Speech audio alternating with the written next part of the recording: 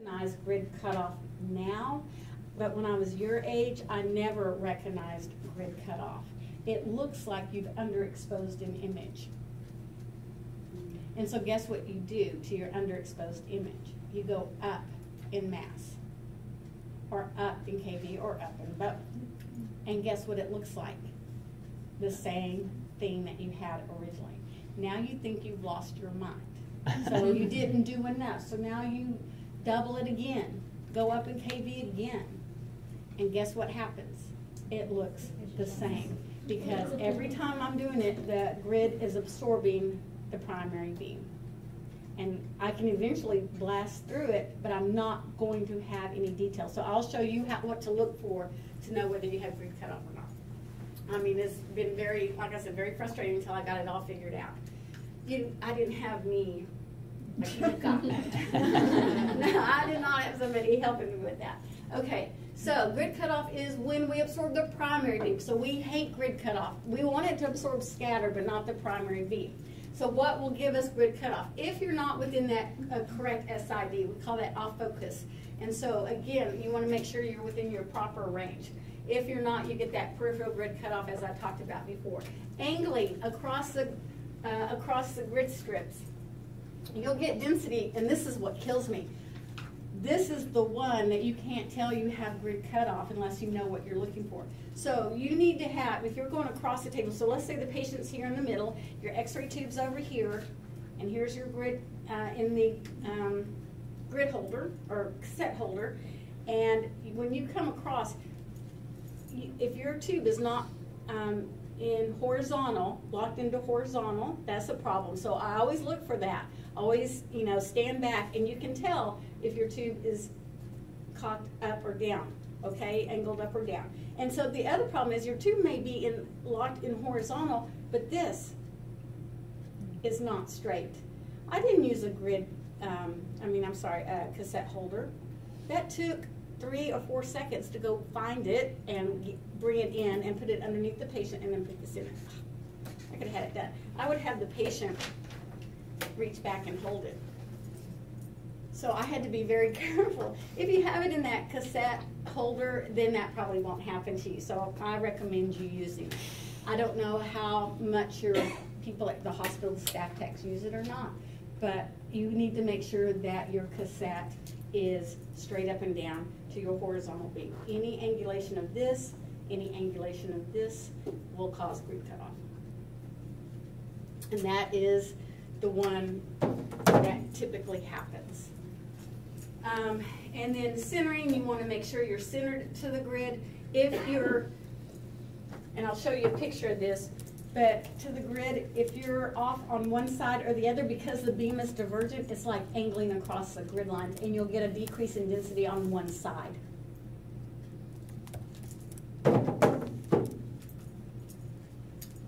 Upside down grid.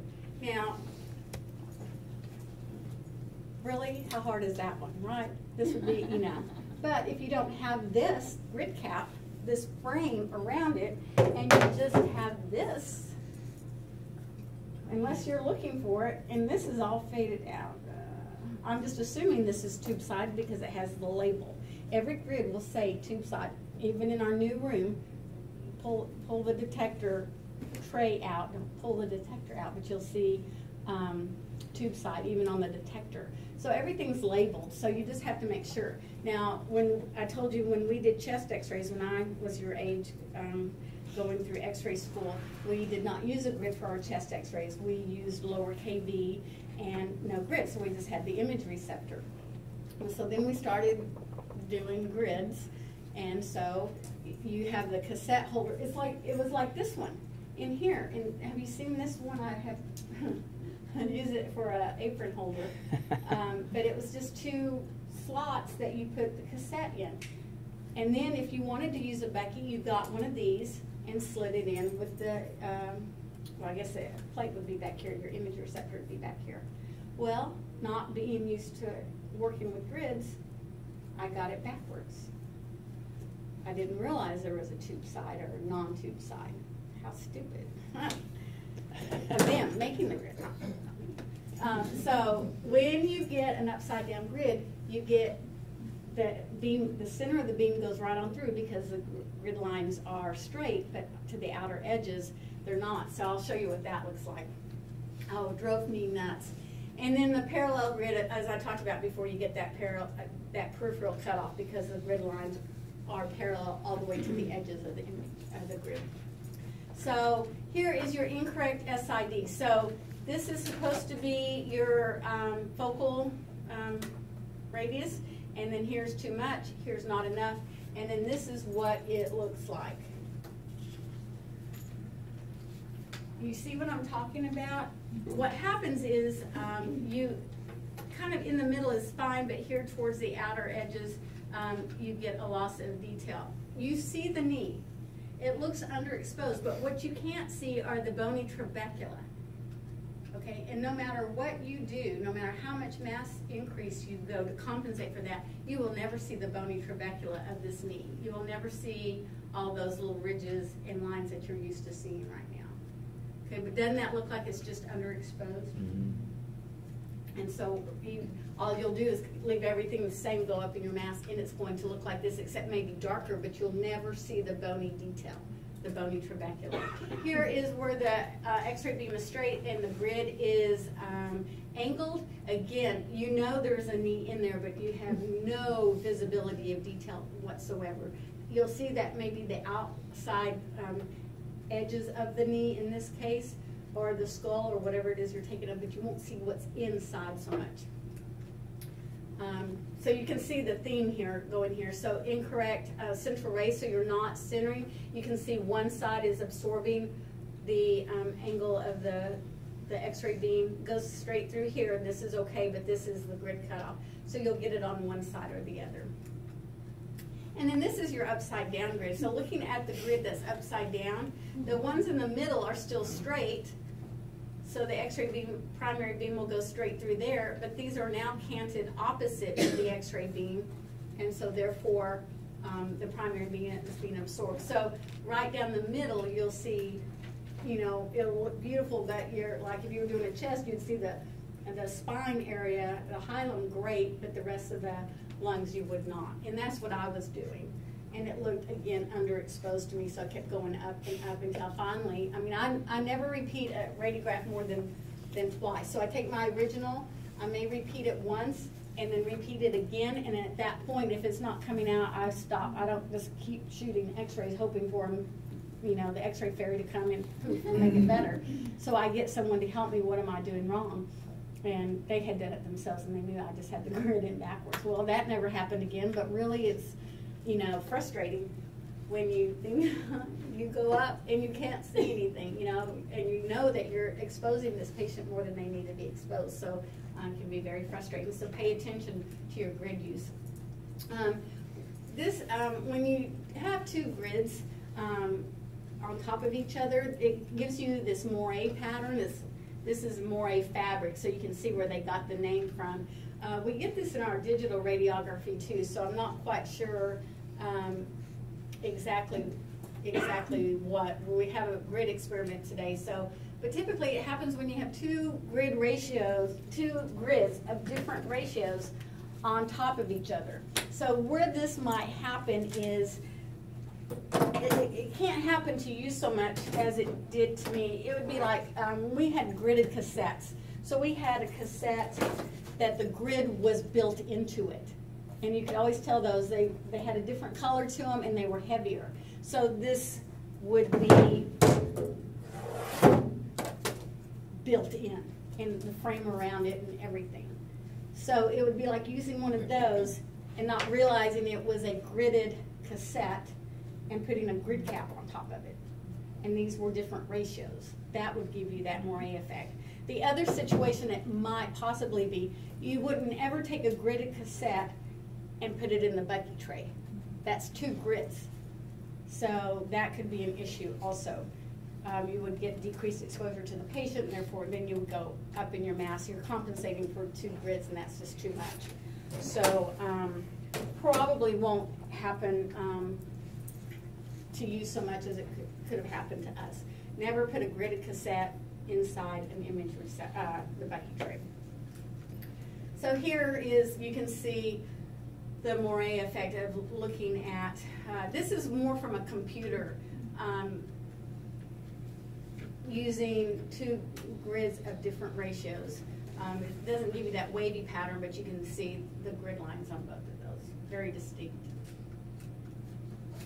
And as I said, grids are given a label. There's usually a label on it, and it'll tell you the ratio, it'll tell you the frequency, the radius, if there is one that you have to use. A parallel grid, you do not need a grid radius because it's parallel. You can use any distance you want, which is nice about it, but you'll get that peripheral cutoff. With a focus grid, you have a certain radius that you have to stick in, that grid focus range. And so it'll tell you, use 40 inches, and it'll say 38 to 42 or whatever the range may be. The lower the ratio, the larger that range is.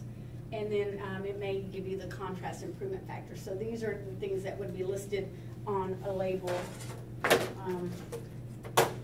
on a grid. Now here's the label. It's on the back side of the grid. It's not on the front side. So I think you'd be able to tell on this which was the tube side and which wasn't. But here it gives us the size and the ratio of focal distance. It does not give us the contrast improvement factor, but it gives us everything else. Focal distance, as I said before. And this one does too. Ratio 8:1. Focus is torn off 40 to something. It gives the frequency and the date 2004. Interesting. Okay, there are times when you may be doing a portable. You may be in a situation where you don't have a grid, that you're going to x-ray something and you don't have a grid on your machine. And so you don't want to go back to the department and get it. Maybe it's an emergency situation where you can't say, I'll be back in 5 minutes, let me go get the grid. So I don't recommend this, but if you're ever caught in a situation, you can use what we call the air gap technique. And this is where you place a space between your patient and your image receptor. Air is not going to absorb the scatter. Air does not absorb scatter. Scatter is still radiation, and radiation easily penetrates air, even low energy radiation, okay? So it's not the air that absorbs it, it's the distance. And what happens is, with the increased distance, some of the scatter is just not going to hit the image receptor. If you had it close up, if you had this image receptor right up next to the patient, whatever they were laying on, then you would capture all of this scatter. Okay, but because you've increased the distance, some scatter is just going to be scattered laterally and not hit the image receptor. So that's all it is. So this air gap technique will act like a really low ratio grid, like 5:1. Very, very low. So it's not going to help you much. Yes?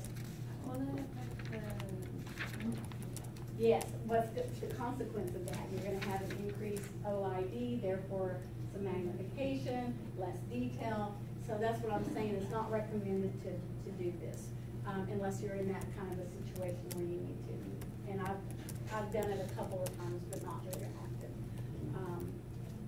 But anyway, that's an option, just to let you know for that. So here is just showing you, this is a patient doing a skull. For skulls, we use a grid. If you don't have a grid, this might be something, you know, they're looking for fractures, you know, in the skull. So that decrease in detail is maybe not as important as, you know,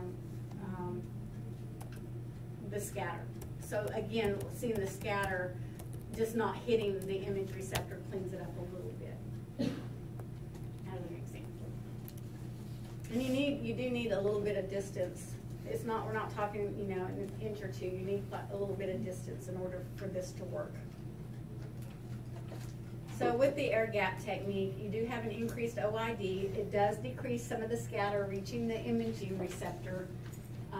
It acts like a low ratio grid, but it does do exactly what you said, Ms. Catherine. It does increase the magnification and therefore decrease in quality of the image. Are we talking just a few inches of gap, or? Well, I think your book recommends 15 centimeters.